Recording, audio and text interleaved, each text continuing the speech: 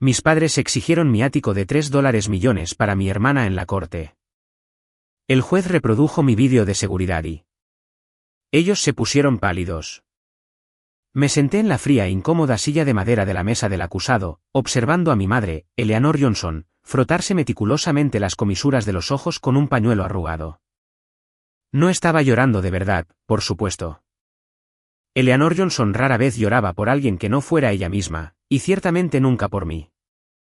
Solo estaba actuando para el juez, esforzándose por exprimir lágrimas falsas mientras el abogado de mi padre argumentaba apasionadamente porque yo debería ser legalmente obligada a entregar la casa que había trabajado 6 agotadores años para pagar. Al otro lado de la sala, mi hermana menor, Chloe, estaba encorvada en su silla, ignorando por completo la gravedad del proceso legal que se desarrollaba a su alrededor. Estaba deslizando su pulgar sin parar por la pantalla de su teléfono, probablemente mirando catálogos de muebles de alta gama. Prácticamente podía verla redecorando mentalmente mi sala de estar, reemplazando mi arte moderno cuidadosamente elegido con cualquier basura barata y de moda que viera en las redes sociales esa mañana. Llevaba jeans de diseñador rotos y un top corto ajustado, aparentemente sin darse cuenta o simplemente sin importarle que estaba en un tribunal de justicia. Mi padre, Robert, estaba sentado junto a mi madre, con un aspecto increíblemente severo y justo, inflando el pecho como un rey, exigiendo su legítimo tributo a un campesino desobediente. Cuando la jueza Sandra Wilson finalmente se cansó del discurso altamente teatral del abogado contrario sobre las profundas obligaciones familiares y los deberes morales, miró por encima de sus gruesas gafas de lectura y preguntó si la defensa tenía alguna respuesta inicial antes de continuar. Me puse de pie. Podía sentir mi corazón latiendo a un ritmo frenético contra mis costillas, pero mis manos sorprendentemente estaban completamente firmes. Caminé hasta la mesa de pruebas de madera en el centro de la sala y coloqué una tableta grande sobre la superficie. Sin decir una palabra, toqué la pantalla una vez. El primer vídeo comenzó a reproducirse inmediatamente en el monitor de cuarzo. Eran imágenes de seguridad de alta definición de mi lujoso edificio, cristalinas, incluso con la tenue luz del pasillo. La marca de tiempo en la esquina inferior derecha decía 28 de abril, 2:17 de la mañana. Ahí estaba Chloe de pie directamente frente a mi pesada puerta principal de roble, tratando agresivamente de introducir una llave de bumping de metal en el cerrojo. Cuando la cerradura no giró, pateó el marco de la puerta con frustración y se la pudo escuchar claramente diciéndole a alguien fuera de cámara: esperaré hasta que me dé el código. La mano de mi madre, la que sostenía el pañuelo en sus ojos secos, se congeló en el aire. La expresión justa y arrogante de mi padre se derritió instantáneamente en una palidez fantasmal. Toda la sala se quedó tan terriblemente en silencio que se podía escuchar el débil zumbido del aire acondicionado en el techo. Soy Andrea Johnson. Tengo 28 años y durante toda mi vida, he sido la empleada invisible no remunerada de mi propia familia. Pasé mi infancia viendo a mis padres prácticamente adorar a mi hermana menor, tratándola como la realeza mientras a mí me tiraban las sobras de su tiempo y afecto.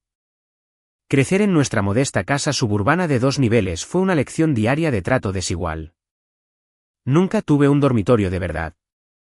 Chloe obtuvo la enorme suite principal al final del pasillo, la que tenía un hermoso ventanal y un enorme vestidor. Porque, según mi madre, una niña en crecimiento simplemente necesita su espacio para expresarse. Yo, por otro lado, obtuve el trastero convertido justo al lado del lavadero.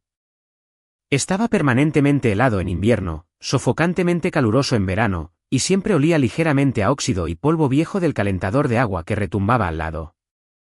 Cada vez que traía a casa una libreta de calificaciones con un promedio perfecto de 3,9, entrando en el cuadro de honor cada semestre sin falta, mis padres apenas la miraban. Decían: «Qué bien, cariño». Y tal vez, si se acordaban, me compraban una hamburguesa barata de un autoservicio de comida rápida. Pero cuando Chloe finalmente logró aprobar su examen de conducir en su tercer intento agonizante, organizaron una barbacoa masiva en el patio trasero. Invitaron a 40 personas, compraron una cantidad ridícula de comida y le entregaron las llaves de un coche. Aprendí muy pronto que el amor en la casa Johnson era una moneda transaccional, y mi cuenta estaba permanentemente en números rojos. Yo era solo el personaje de fondo aburrido en la vida brillante y perfecta de Chloe. Pero mientras estaba en ese tribunal, viendo cómo el color se desvanecía por completo de las caras de mis padres mientras el juez veía a mi hermana intentar entrar en mi casa, me di cuenta de algo importante. Me habían hecho invisible durante 28 años. Pero hoy, justo aquí en esta sala, finalmente me iban a ver. La ilusión de que Chloe era una genio frágil y especial que solo necesitaba un apoyo financiero y emocional interminable comenzó temprano, y dictó cada dinámica en nuestro hogar. Durante mis años de escuela secundaria, trabajé 20 agotadoras horas a la semana en una tienda de comestibles local. Pasé mis noches oliendo a cajas de cartón viejas y cera industrial para pisos, escaneando códigos de barras hasta que mis ojos se nublaban solo para poder pagar cosas básicas como zapatos decentes y útiles escolares. Tuve que comprar mi propia computadora portátil muy usada y destrozada para mis clases de programación porque mis padres me miraron a los ojos y dijeron que simplemente no podían permitirse comprarme una computadora. Sin embargo, misteriosamente, solo unos meses después, cuando Chloe cumplió 18 años, le regalaron una MacBook Pro nueva de última generación. Esto a pesar de que nunca la usó para nada más que publicar selfies filtradas en las redes sociales y ver horas interminables de tutoriales de maquillaje. Chloe también recibía una mesada constante de $200 solo por existir como parte de la familia. Pedí una mesada una vez cuando tenía 15 años, con la esperanza de reducir mis horas en la tienda de comestibles para poder estudiar más para mis exámenes de colocación avanzada. Mi padre se rió a carcajadas y me dijo que el carácter se construye con trabajo duro, no con limosnas. Así que trabajé. Vertí todo mi profundo resentimiento, toda esa ira ardiente y sofocante, en mi educación. Rápidamente aprendí que el rencor es un combustible increíblemente poderoso si sabes exactamente cómo canalizarlo. Fui aceptada en la Universidad de Washington para un riguroso programa de ciencias de la computación.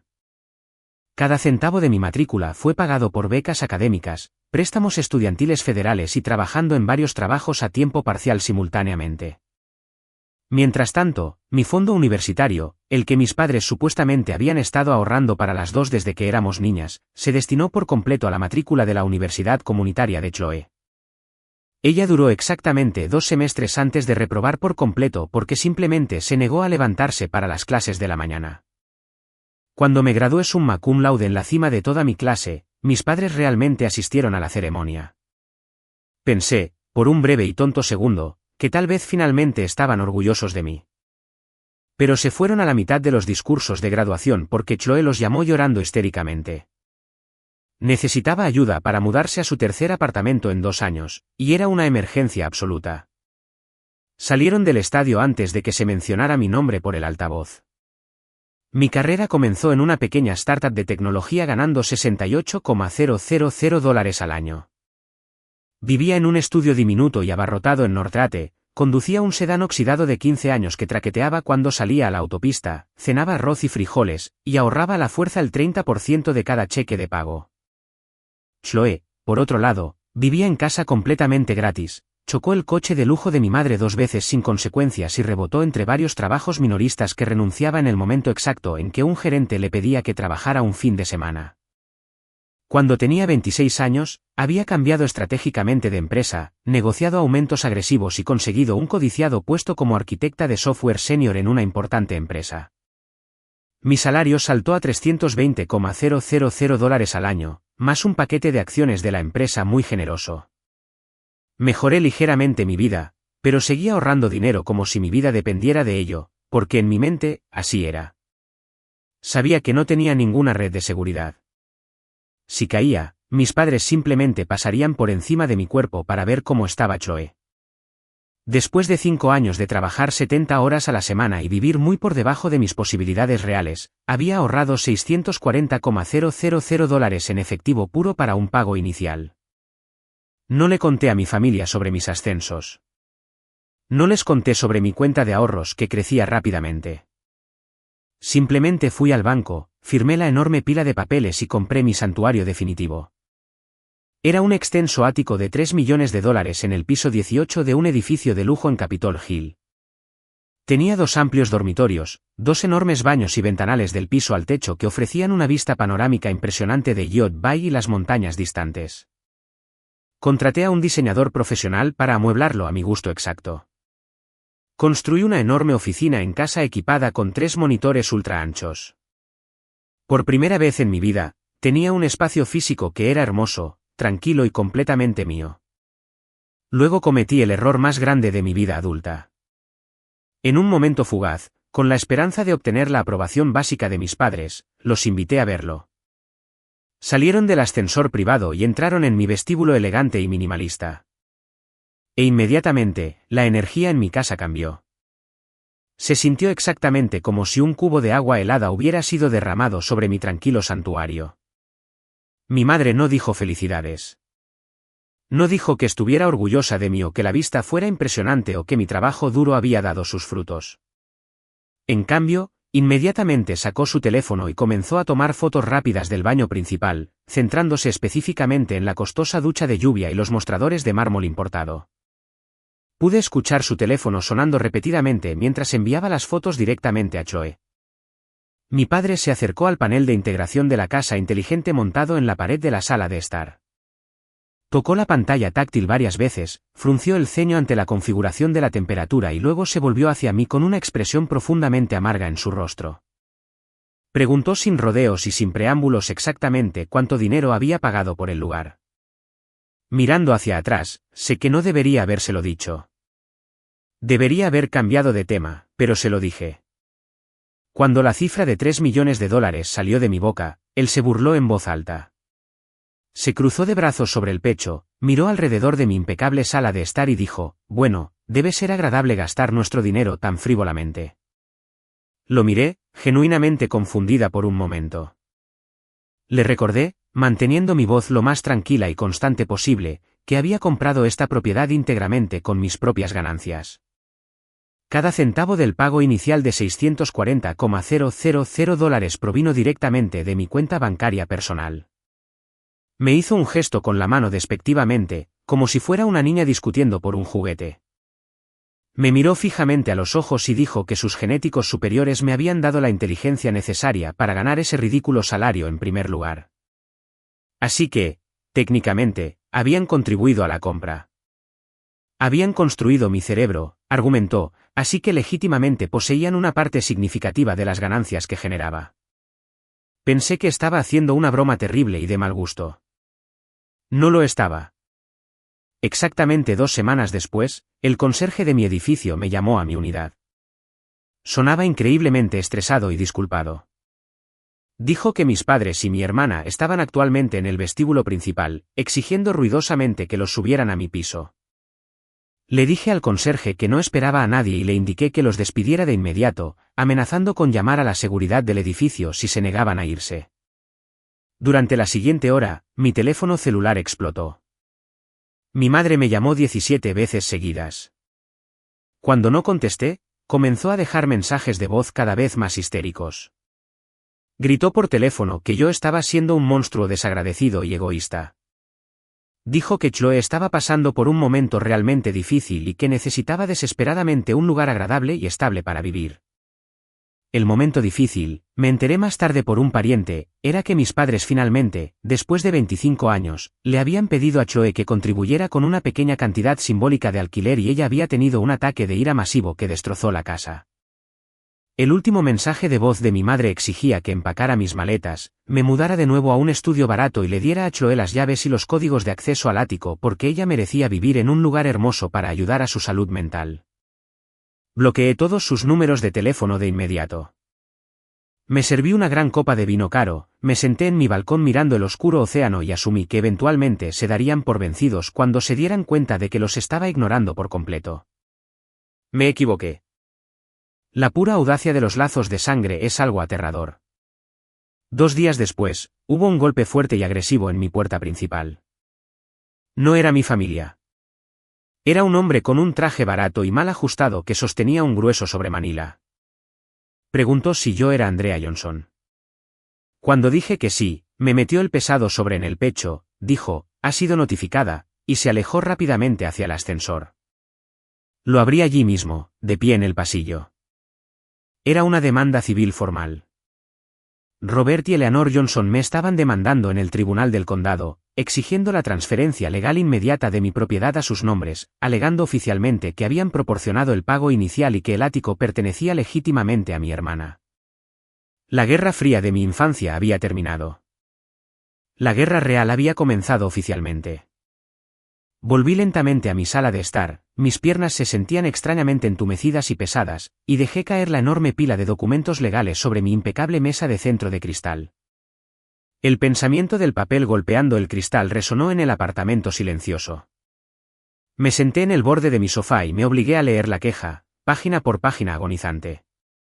Estaba genuinamente profundamente impresionada por la pura audacia sin adulterar impresa en blanco y negro.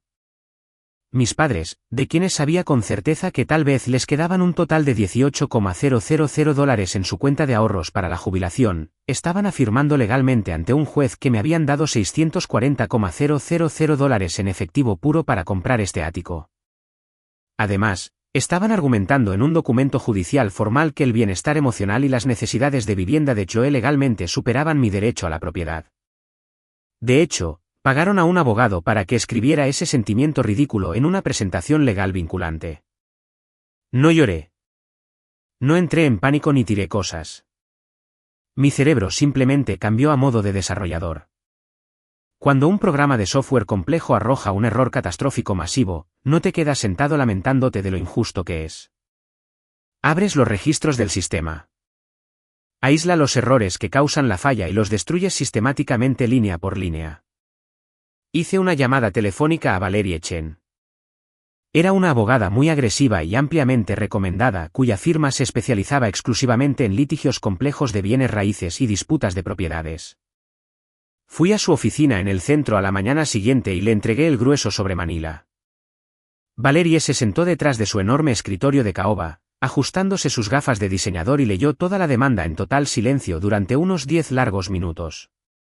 Cuando llegó a la última página, se recostó en su costosa silla de cuero y soltó una carcajada fuerte y genuina que me sobresaltó. Arrojó los papeles de nuevo sobre el escritorio con un movimiento de muñeca. Esta es, sin duda, la apropiación de propiedades más infundada y mal construida que he visto en 15 años de práctica legal, dijo Valerie, sacudiendo la cabeza con incredulidad. Están afirmando legalmente que te entregaron $500,000, pero no han adjuntado absolutamente ningún registro bancario, ni cheques cancelados, ni recibos de transferencias bancarias, nada.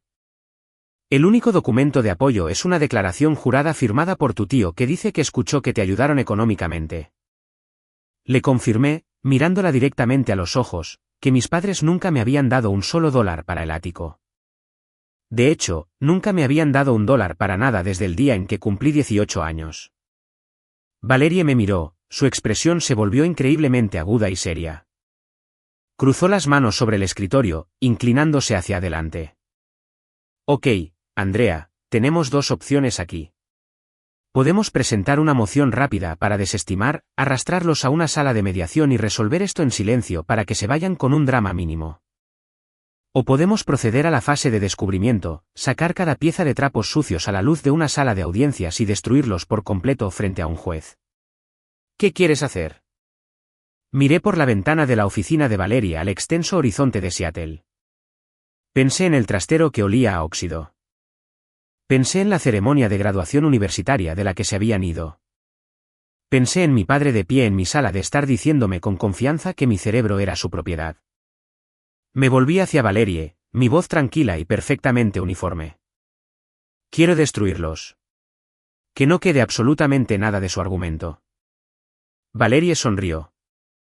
Era una sonrisa aterradora y brillante. Entonces, manos a la obra, dijo. Inmediatamente presentó nuestra respuesta ante el tribunal, negando por completo todas sus afirmaciones y exigiendo una prueba estricta y documentada de las masivas contribuciones financieras que mis padres alegaban. Thomas Campbell, el abogado que mis padres de alguna manera habían logrado contratar, se resistió con fuerza. Argumentó en sus escritos que existían profundos acuerdos verbales y entendimientos familiares que trascendían los meros documentos.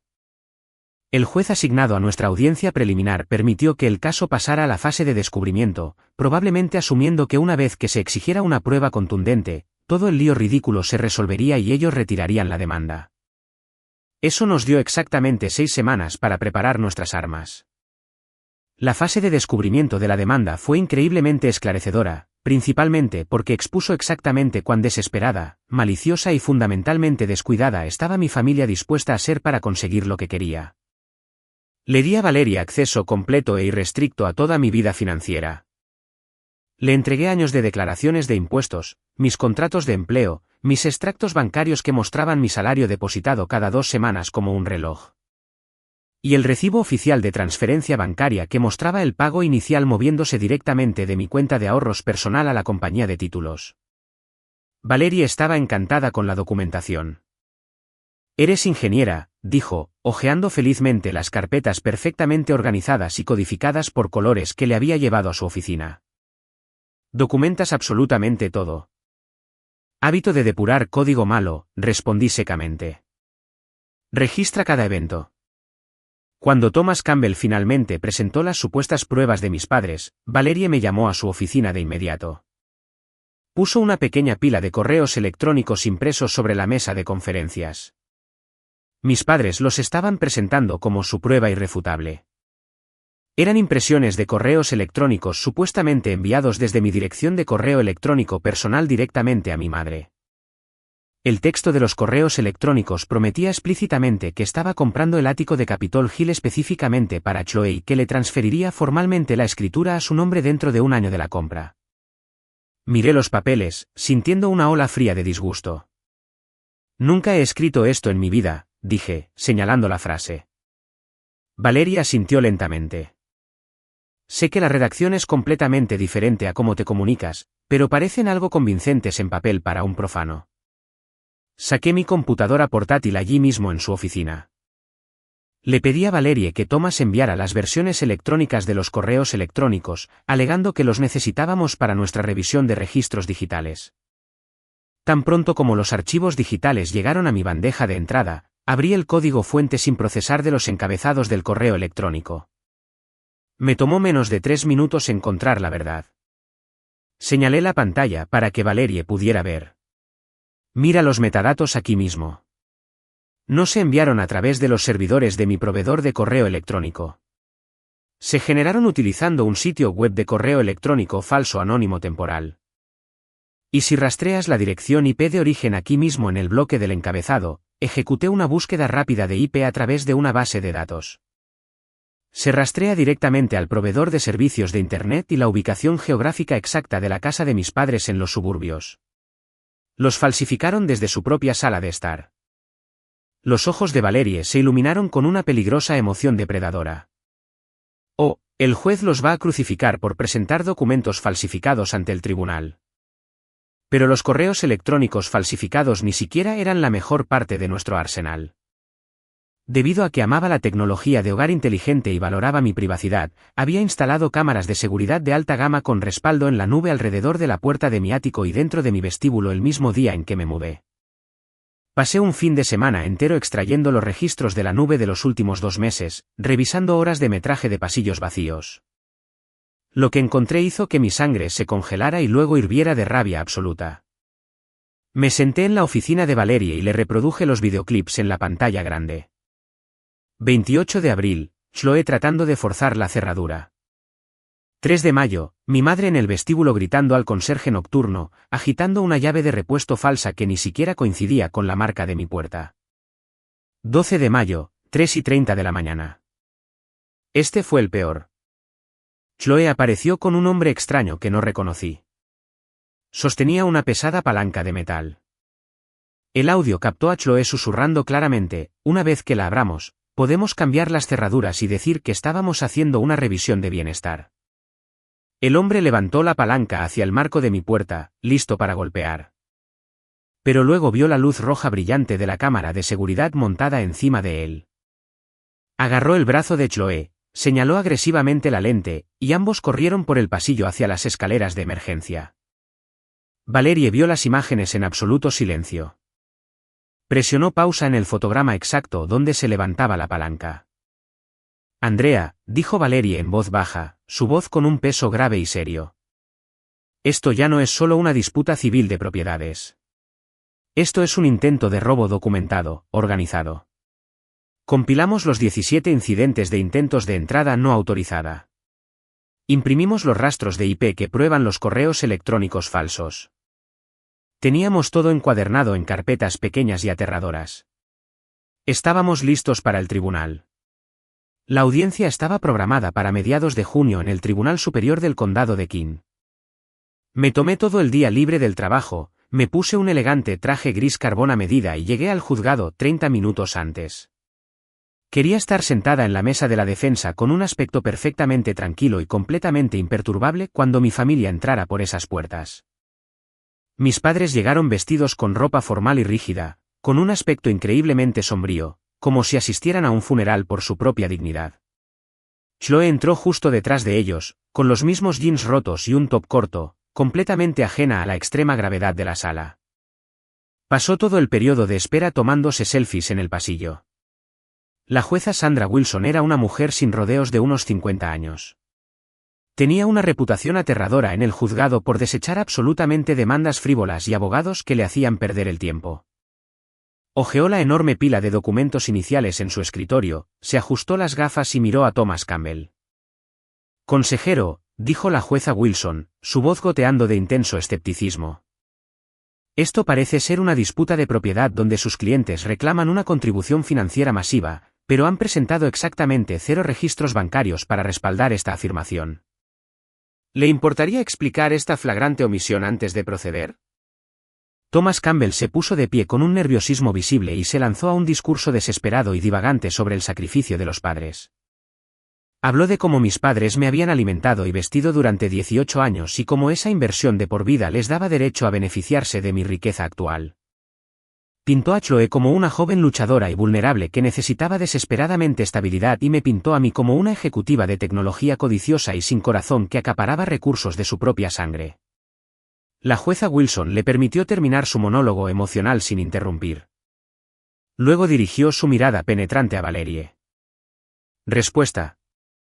Valerie se puso de pie con un aspecto completamente relajado y totalmente bajo control. Su señoría, todo el argumento de la parte demandante se reduce al concepto absurdo de que, como criaron a su hija, legalmente poseen sus bienes.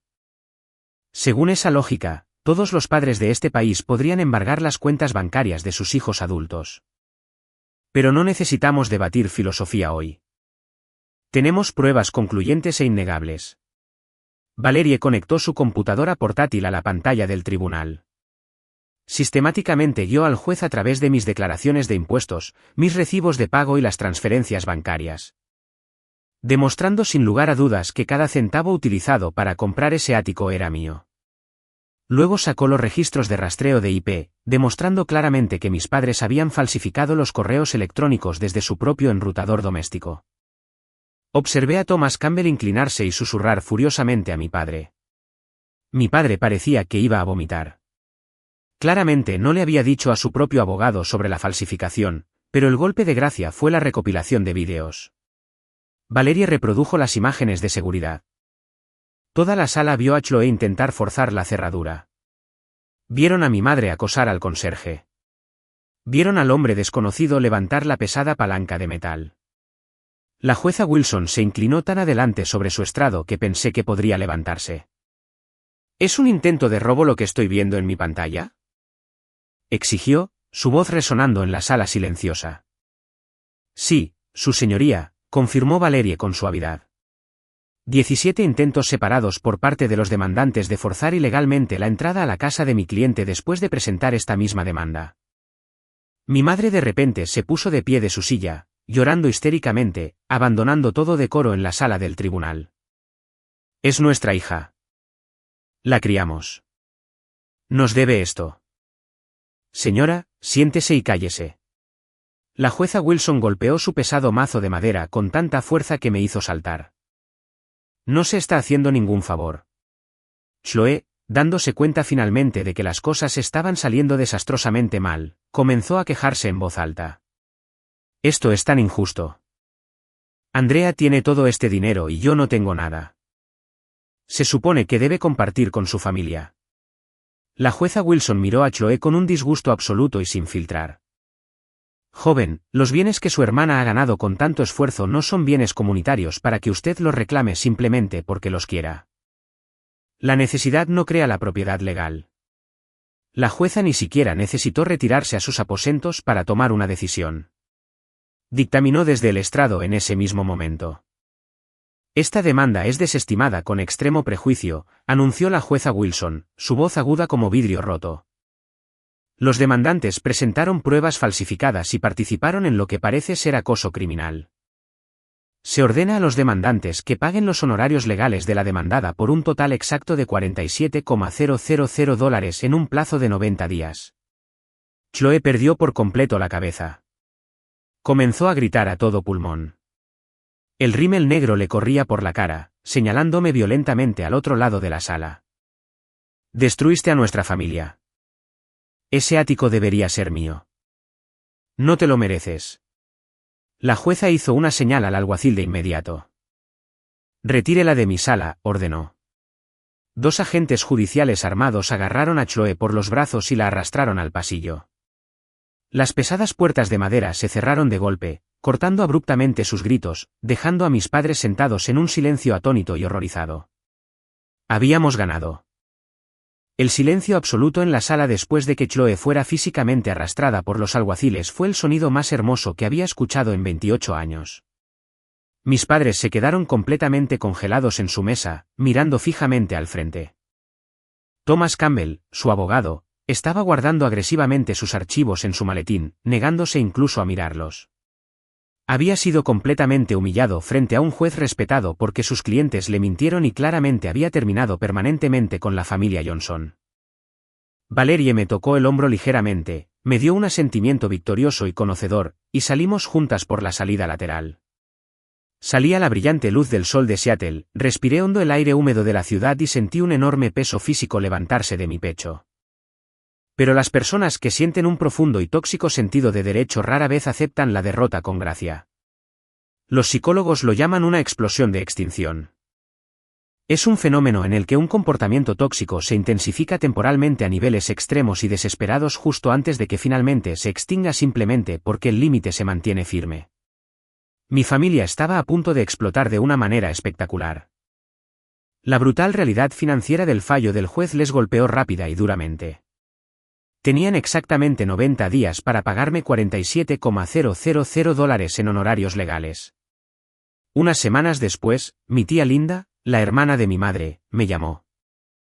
Había sido la única pariente que siempre se mantuvo neutral en silencio durante mi infancia, sin tomar partido. Pero ver los documentos judiciales y escuchar sobre los correos electrónicos falsificados finalmente la había hecho tomar una decisión.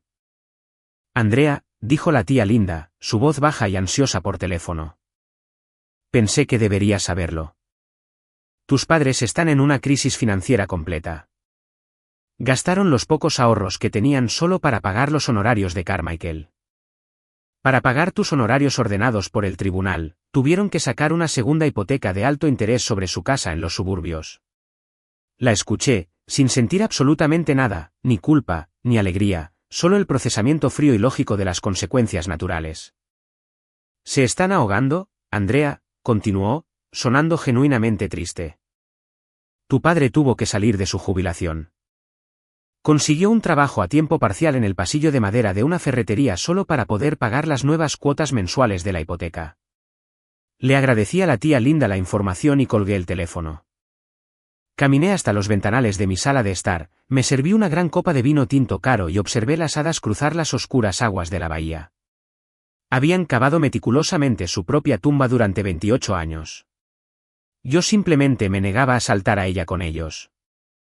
Chloe, sin embargo, decidió que si no podía robar mi casa a través del sistema legal, robaría dinero de Internet interpretando el papel de la víctima trágica definitiva. Un colega de mi empresa de tecnología me envió un enlace una mañana con un mensaje muy preocupado. Chloe había creado una campaña de GoFundMe. El título estaba escrito en mayúsculas. La corte familiar robó mi hogar. Hice clic en el enlace y leí la descripción. Era una historia salvajemente fabricada, increíblemente dramática, sobre cómo su malvada y codiciosa hermana ejecutiva de tecnología millonaria le había prometido un lugar seguro para vivir. Solo para demandarla maliciosamente, falsificar documentos y sobornar a un juez corrupto para que la echara a la calle.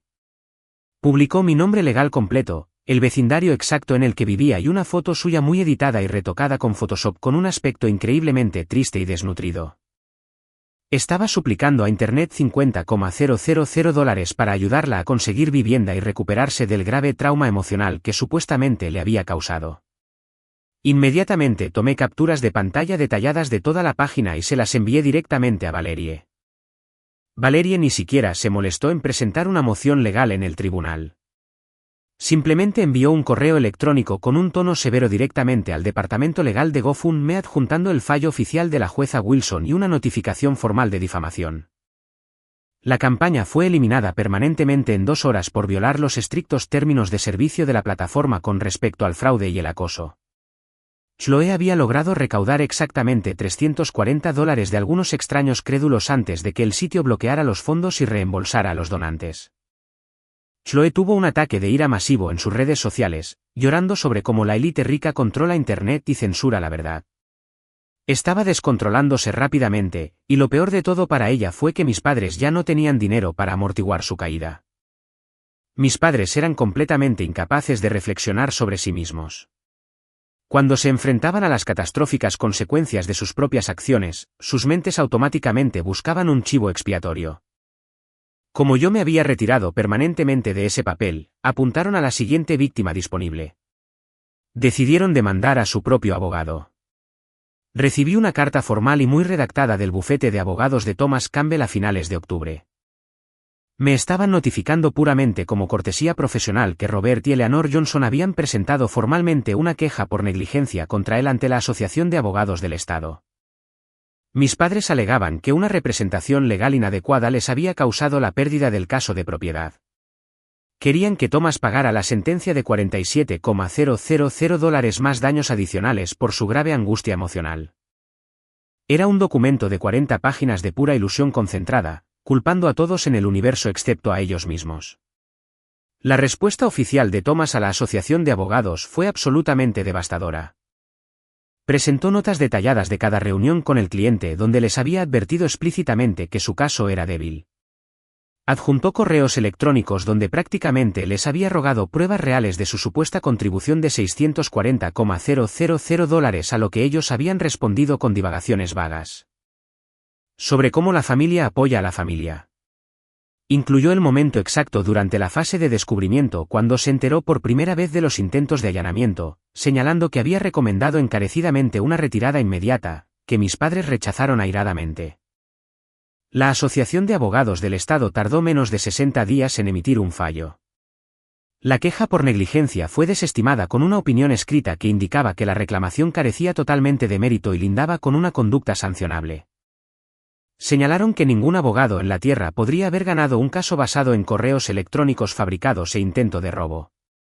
Mis padres fueron condenados a pagar $2,500 para los costos de investigación de la Asociación de Abogados. A medida que su situación financiera continuaba deteriorándose, las consecuencias sociales finalmente los alcanzaron. Se acercaba la Navidad y la tía Linda me invitó a su fiesta navideña anual. Ella había desinvitado específica y explícitamente a mis padres y a Chloe después de que intentaron condicionar su asistencia a que yo fuera prohibida. La tía Linda les dijo que era su casa y que si no podían comportarse como adultos civilizados, podían sentarse solos en su casa. Fui a esa fiesta con un hermoso vestido esmeralda, sintiéndome más ligera de lo que había estado en años. Asistieron 15 parientes. Muchos de ellos históricamente habían tomado partido por mis padres o simplemente habían hecho la vista gorda ante el flagrante favoritismo. Pero los registros judiciales son públicos y los chismes se extienden rápido. Casi todas las personas se me acercaron en privado cerca de la mesa de postres o junto a la chimenea para disculparse. Se disculparon por no reconocer el favoritismo antes, por no hablar cuando presenciaron cómo mis padres me maltrataban y por creer brevemente las mentiras de mis padres sobre el ático. Mi tío, que siempre había sido el confidente más cercano de mi padre, me apartó. Me dijo que mi padre lo había llamado pidiéndole un préstamo de $20,000, alegando que yo los había arruinado financieramente por puro rencor. Mi tío me miró y dijo, le dije a tu padre que leí los documentos judiciales. Le dije que él mismo se arruinó al demandar a su propia hija por una propiedad que no era suya. Me colgó el teléfono. No hemos hablado desde entonces. Esa conversación se sintió como una verdadera reivindicación. No fue solo la victoria legal en la corte, sino el momento en que mi familia extendida finalmente reconoció abiertamente la realidad que había vivido. La dinámica de niño dorado versus chivo expiatorio había sido visible para todos durante décadas. Simplemente habían elegido no desafiarla. Ahora, no podían negarla porque había sido legalmente documentada, probada en la corte y sellada por un juez. Chloe simplemente no podía soportar el hecho de que el mundo avanzaba sin ella en el centro. La habían despedido de otro trabajo minorista justo antes de las vacaciones por ausencias excesivas y discutir con su gerente de turno. Estaba desempleada, completamente arruinada y vivía en una casa tensa con padres que ya no podían financiar su estilo de vida. El día de San Valentín, decidió buscar atención de la única manera que sabía. Publicó una diatriba masiva y desquiciada en su página pública de Facebook. Era un ensayo extenso que detallaba exactamente cómo yo le había robado su futuro y arruinado su vida. Escribió extensamente sobre el ático de lujo que le habían prometido, la demanda que los jueces corruptos habían desestimado injustamente y su pobreza actual, que, según ella, era total y completamente culpa mía. No se detuvo ahí. Etiquetó mi nombre completo. Etiquetó la página oficial de la empresa de tecnología donde trabajaba. Publicó el nombre de mi edificio residencial. Y etiquetó a varios de nuestros parientes mutuos. Me llamó ladrona, sociópata y fraude corporativo. Fue amargo. Fue patético. Y lo más importante, fue altamente procesable legalmente. Tomé capturas de pantalla de alta resolución de cada párrafo, cada etiqueta y cada comentario antes de que ella inevitablemente lo eliminara. Envié el paquete completo a Valerie. Valerie me devolvió la llamada en 10 minutos. Sonaba genuinamente divertida. Esto es difamación de manual, dijo Valerie. Ha hecho declaraciones públicas falsas sobre ti que podrían dañar activamente tu reputación profesional en la industria tecnológica. Podemos solicitar una orden de restricción ahora mismo sin esperar a que aparezca en tu puerta con otra palanca. Presentamos la documentación de inmediato. La audiencia de la orden de restricción fue mucho más sencilla que la demanda de propiedad. Nos asignaron al juez Alistair Graves, un hombre mayor con absolutamente cero paciencia para el drama de Internet. Valerie presentó las publicaciones de Chloe en las redes sociales, las imágenes de seguridad previas de los intentos de allanamiento y el claro patrón de acoso en aumento. Chloe de hecho se presentó en el tribunal sin un abogado. Se paró en el podio y trató de argumentar que su publicación era solo libertad de expresión sobre sus difíciles problemas familiares. El juez Graves leyó en voz alta su publicación de Facebook en la sala silenciosa. Cada acusación de que yo era una ladrona, cada afirmación sobre propiedades prometidas, cada insulto. Cuando terminó de leer, se quitó las gafas y la miró fijamente. Señorita Johnson, dijo el juez Graves, su voz profunda y severa. Usted fue parte de una demanda donde estas mismas afirmaciones fueron completamente desestimadas. Un juez dictaminó definitivamente que su hermana es dueña de su propiedad de forma libre y clara. Ahora usted la está llamando públicamente ladrona y tratando de dañar su empleo. Eso no es libertad de expresión. Eso es difamación y acoso dirigido. Chloe intentó argumentar, su voz elevándose en un conocido quejido. Pero no es justo. Ella tiene todo. El juez Graves la interrumpió al instante. Su situación financiera no es asunto de este tribunal, y no le da absolutamente el derecho de acosar a su hermana. Concedo una estricta orden de restricción de 2 años. Se le prohíbe contactar a Andrea Johnson directa o indirectamente.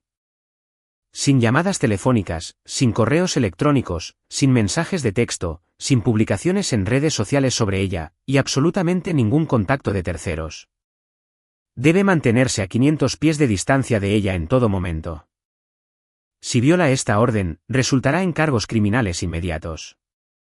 ¿Lo entiende? Chloe comenzó a llorar, lágrimas reales esta vez mientras el alguacil le entregaba la documentación. Un mes después, el golpe final a la crisis financiera de mis padres. Incapaces de hacer frente a la segunda hipoteca que sacaron para pagar mis honorarios legales, se vieron obligados a vender su casa suburbana para evitar la ejecución hipotecaria. Obtuvieron apenas lo suficiente para saldar sus deudas y comprar un pequeño y abarrotado condominio de 2 habitaciones en un vecindario mucho menos deseable a 1 hora de la ciudad. Los tres estaban ahora atrapados juntos en una pequeña caja. Dos personas que habían habilitado a un monstruo y el monstruo que habían creado. Mi vida profesional estaba completamente protegida del caótico infierno de mi familia biológica. En mayo, me ofrecieron un ascenso masivo. La junta directiva me seleccionó para el puesto de vicepresidenta de ingeniería. Era un papel hacia el que había estado trabajando en silencio durante años, pero verlo en papel seguía siendo impactante.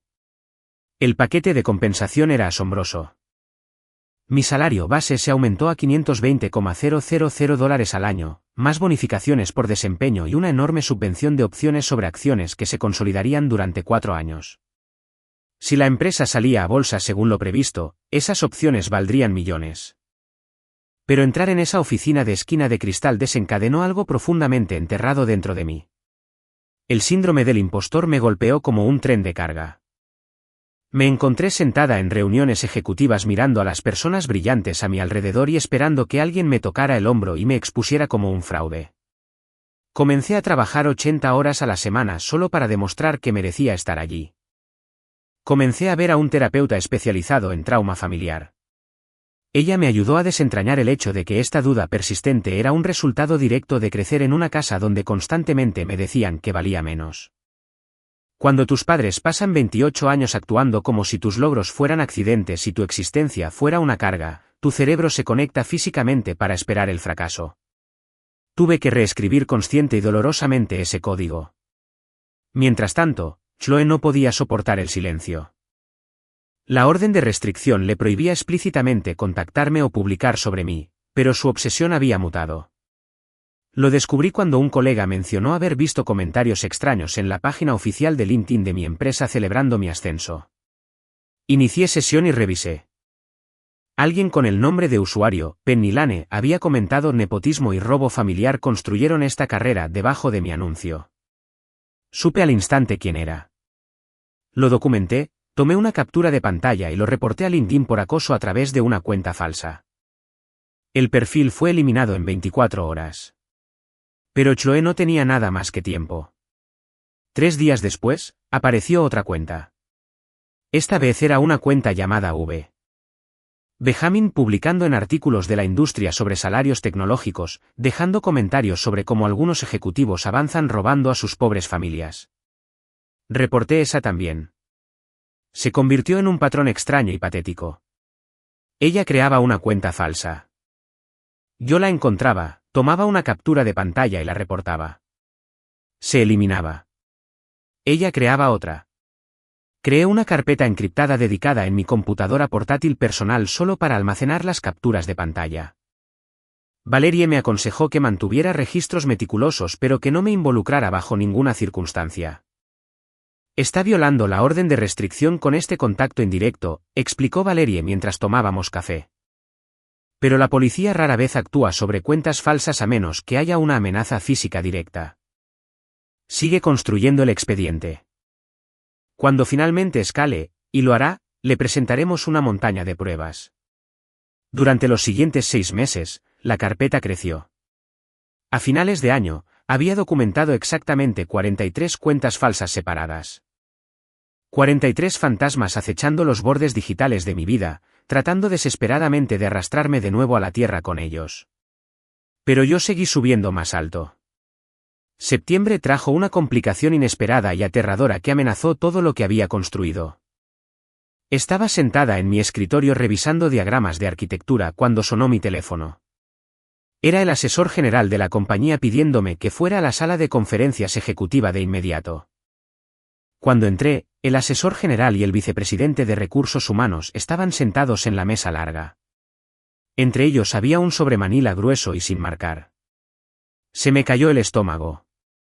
Sabía exactamente cómo era ese sobre. Alguien envió esto anónimamente a la sala de correo de nuestra sede corporativa esta mañana, dijo el asesor general, su voz cuidadosamente neutral. Estaba dirigido directamente a la junta directiva.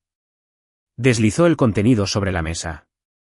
Era una pila masiva de papeles impresos. Alguien había impreso todos los documentos judiciales de la demanda de propiedad de mi familia, pero los había editado maliciosamente. Habían tachado el fallo final del juez y en su lugar habían insertado cartas falsas y mecanografiadas que afirmaban que yo era gravemente inestable mentalmente debido a conflictos familiares violentos. La carta sugería que era una mentirosa patológica, que estaba bajo investigación criminal por abuso de ancianos y que era completamente incapaz de liderar una corporación. Me senté en esa fría sala de conferencias sintiendo el humillante calor subir por mis mejillas y expliqué mi historial familiar por segunda vez en 2 años. Proporcioné el contexto completo sobre la demanda, la orden de restricción y el patrón de acoso a través de las 43 cuentas falsas de redes sociales.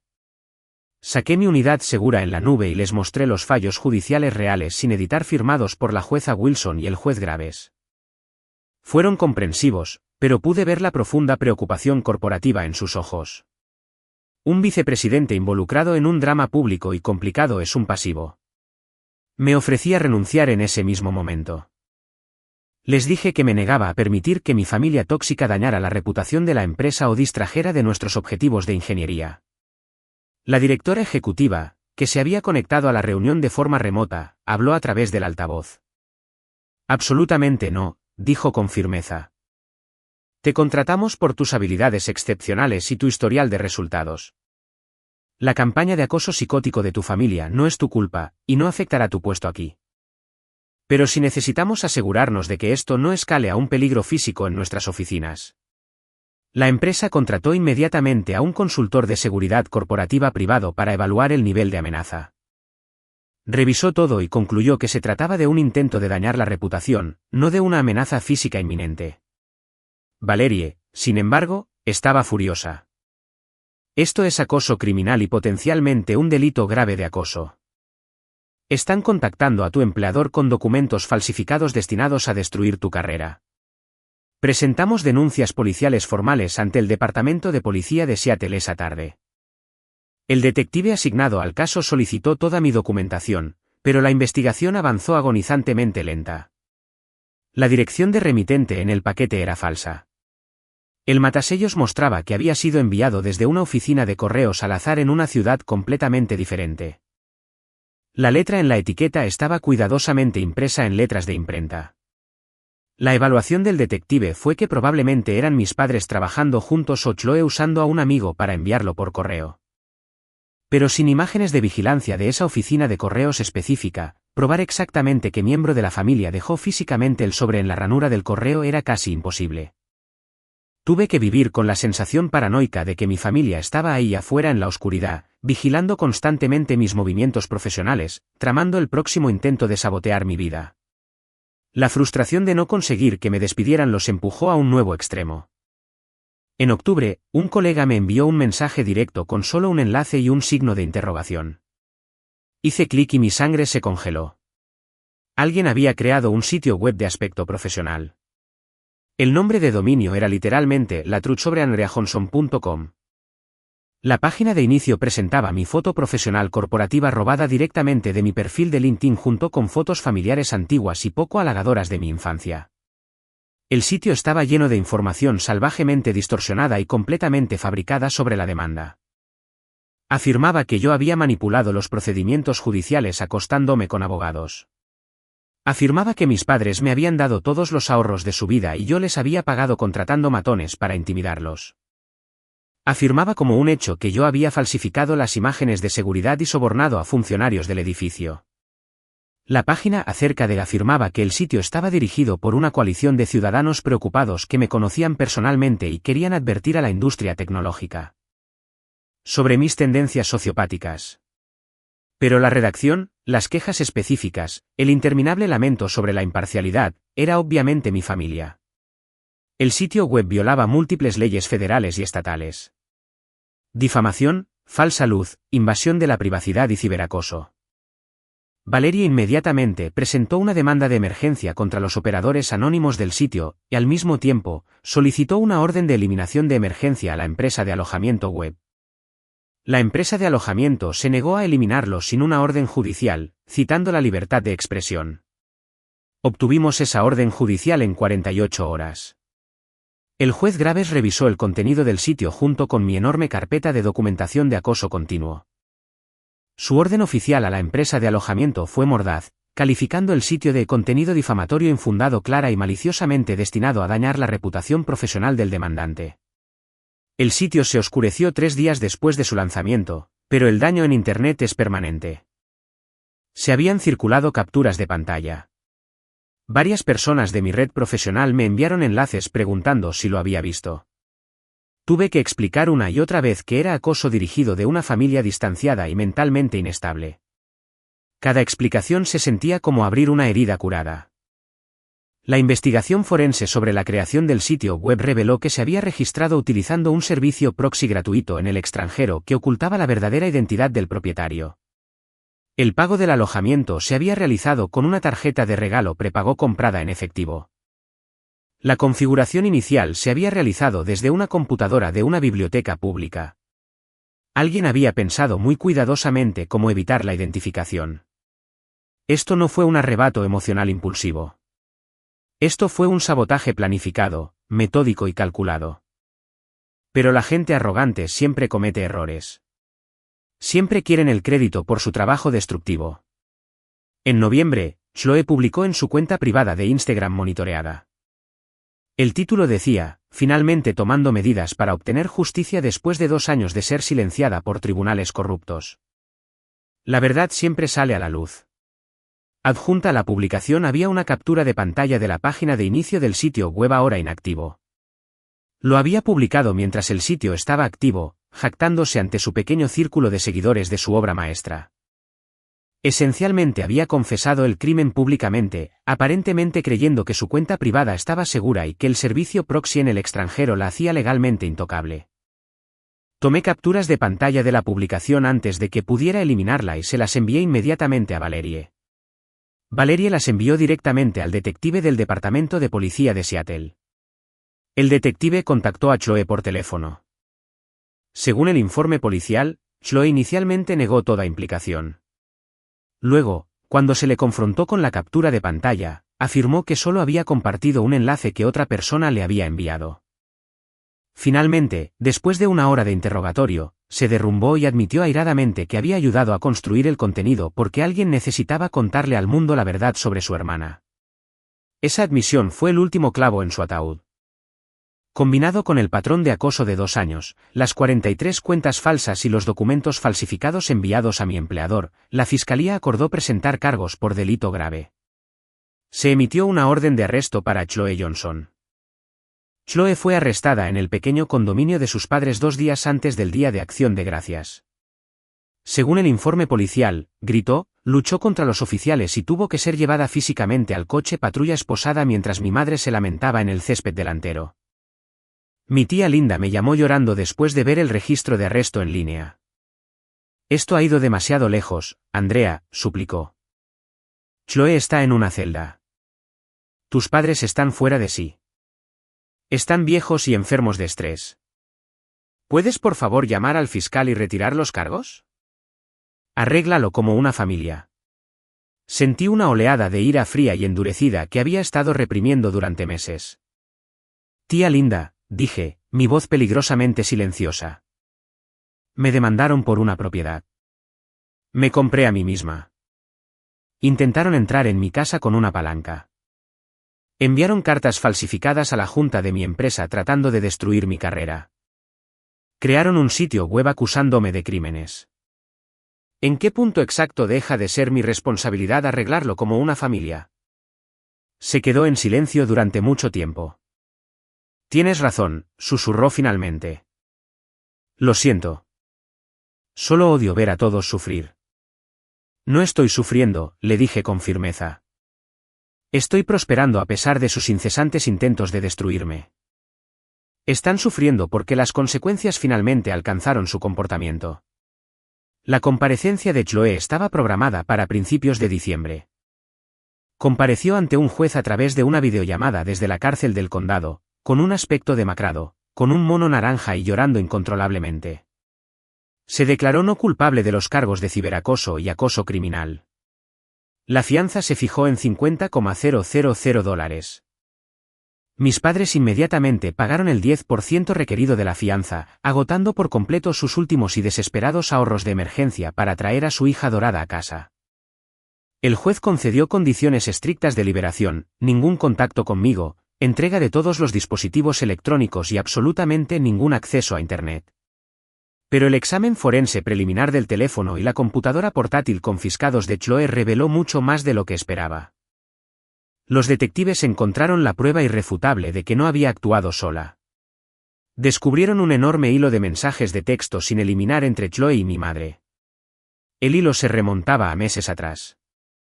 En él, mi madre alentaba explícitamente a Chloe a hacerme entender lo que yo le había hecho a la familia. Peor aún, mi madre había sido quien buscó los nombres exactos de la junta directiva de mi empresa y proporcionó la dirección de correo corporativa para que Chloe pudiera enviar los documentos falsificados. Mi madre había discutido activamente estrategias para exponer mis mentiras a la industria tecnológica. El hilo de mensajes de texto mostraba, como mínimo, el pleno conocimiento de mi madre del acoso por delito grave. Como máximo, demostró que era una participante activa y dispuesta en la conspiración para destruir mi vida. El fiscal no dudó. Presentó cargos por delito grave adicionales contra mi madre como cómplice de acoso criminal. Se emitió otra orden de arresto. Siguió otra humillante comparecencia ante el tribunal. Mi padre afirmó ignorancia total de todo, jurando a la policía que su esposa y su hija lo habían mantenido completamente en la oscuridad. Pero los registros telefónicos mostraron que había estado en llamadas largas con ambos durante los periodos exactos en que el acoso estaba siendo activamente planificado. El fiscal finalmente no lo acusó debido a la falta de pruebas escritas, pero fue formalmente incluido como CEO conspirador no imputado. Me senté en la última fila de la sala del tribunal para la comparecencia de mi madre. Parecía 20 años mayor de lo que había estado en la audiencia de la demanda de propiedad hacía solo unos años. Su cabello estaba completamente gris, su postura derrotada. Su defensor público argumentó que era una mujer anciana y confundida que había sido manipulada por su hija problemática. El fiscal simplemente sostuvo los mensajes de texto impresos que mostraban una clara intención maliciosa y una planificación calculada. La fianza de mi madre se fijó en $75,000. Mi padre tuvo que acudir a un fiador de fianzas con intereses altos, probablemente poniendo una carga sobre su condominio solo para mantener a su esposa fuera de una celda de la cárcel en espera de juicio. Habían quemado sus vidas por completo solo para tratar de chamuscar mi ropa. El juicio por los cargos de ciberacoso y acoso de Chloe comenzó en febrero del año siguiente. El fiscal le había ofrecido a mi madre un acuerdo de culpabilidad para evitar la cárcel dada su edad y falta de antecedentes penales. Ella lo aceptó de inmediato. Se declaró culpable de ser cómplice de acoso. Su sentencia fue de 3 años de libertad condicional estricta, asesoramiento psiquiátrico obligatorio y una orden de protección legalmente vinculante y permanente que le prohibía volver a contactarme. Se paró ante el tribunal sollozando mientras el juez le decía que habilitar el comportamiento criminal de su hija mientras participaba ella misma mostraba un fracaso profundo y repugnante del juicio parental. Chloe, sin embargo, rechazó todos los acuerdos de culpabilidad. En su mente profundamente arrogante, todavía creía que podía convencer a un jurado de 12 extraños de que estaba completamente justificada al aterrorizarme. Insistió en ir a un juicio completo. El caso de la fiscalía fue metódico, clínico y absolutamente devastador. Presentaron la enorme cronología de acoso, comenzando con los intentos de allanamiento en mi ático, pasando por las 43 cuentas falsas, el correo envenenado enviado a mi empleador y culminando en el sitio web difamatorio.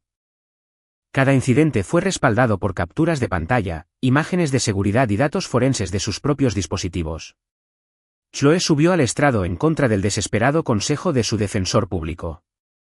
Inmediatamente comenzó a llorar, contando al jurado una trágica historia sobre crecer a mi sombra, viéndome obtener todo mientras ella luchaba.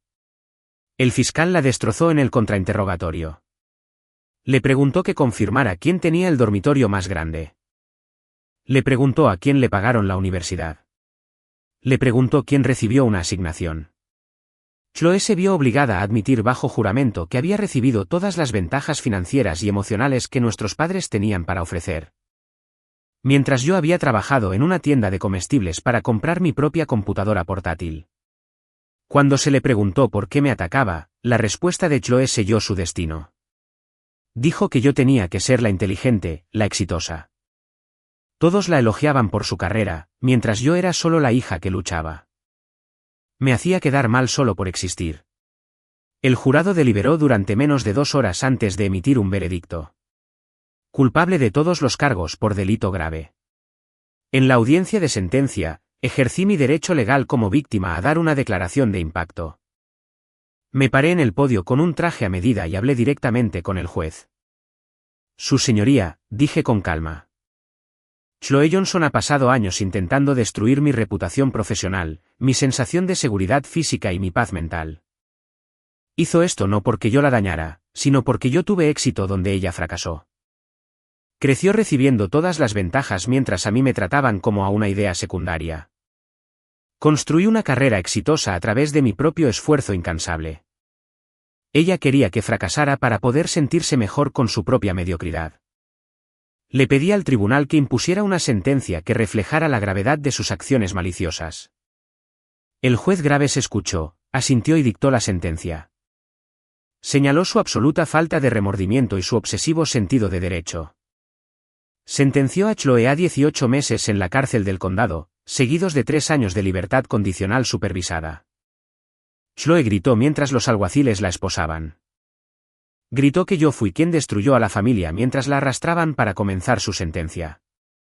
Han pasado 2 años desde ese día. Mis padres se declararon en bancarrota total poco después de los juicios penales. La combinación de honorarios legales, costos judiciales, ahorros para la jubilación agotados y fianzas los destruyó financieramente. Perdieron su condominio y se vieron obligados a mudarse a un parque de casas móviles barato en Nevada para sobrevivir con el seguro social. No tienen amigos, ni reputación, ni hijas. Una está encerrada en una celda, y la otra se ha ido permanentemente. Mientras tanto, mi empresa de tecnología salió a bolsa la primavera pasada. Mis opciones sobre acciones consolidadas me reportaron más de $3 millones después de impuestos. Mi patrimonio neto total a los 32 años ahora supera los $8 millones. Pagué por completo mi ático de $3 millones. El mes pasado, me casé. Celebramos la pequeña y elegante ceremonia aquí mismo en mi sala de estar, rodeados de 30 amigos cercanos y colegas que genuinamente me aman y me apoyan. La tía Linda fue la única pariente biológica que asistió. En las noches claras, me paro en mi balcón con mi esposo. Bebemos vino caro y vemos las hadas deslizarse por Elliott Bay mientras el sol se pone detrás de las montañas olímpicas. El aire es tranquilo y pacífico aquí arriba en el piso 18. Miro a mi alrededor esta hermosa fortaleza de vidrio y acero que construí con mis propias manos, mi propio cerebro y mi propio rencor implacable. Mis padres exigieron mi casa. El juez leyó mis pruebas, y ellos lo perdieron todo. Y yo puedo vivir con esa hermosa y perfecta reivindicación todos los días.